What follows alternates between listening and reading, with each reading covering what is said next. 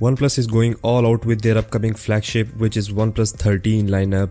So we have a lot to talk about it. Some interesting news coming in from sources. OnePlus 13 is coming next month with almost no bezels and a 6.8 inches display with 120Hz refresh rate. And we will be getting a new rear camera design, this time in circular camera module, as you can see here. OnePlus 13 will be having 6000 mAh of battery with Glacier technology, which will have a great effect in reducing mobile's thickness, and OnePlus 13 would still be very slimmer despite of this much bigger battery. OnePlus is going all out in their charging capacities. Yes guys, some sources have confirmed that OnePlus 13 will be having 100 watts of wired charging and 50 watts of wireless charging. On the front we will see a 6.8 inches LTPO display with 1440 by 3160 resolution and micro curvature design on all sides. OnePlus will be implementing the best of the best ultrasonic fingerprint scanner, which is gonna work in dusty and rainy environments very easily.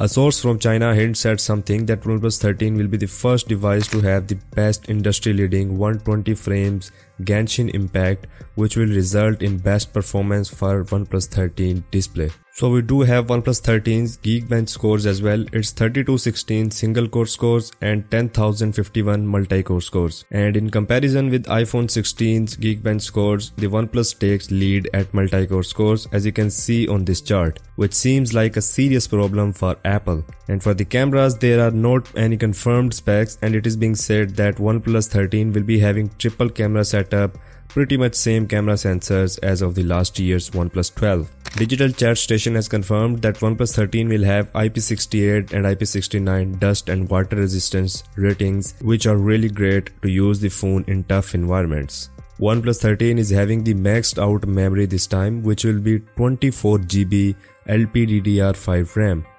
So that's all for the OnePlus 13. Do let me know your thoughts in the comment section below, and I'll see you in the next one.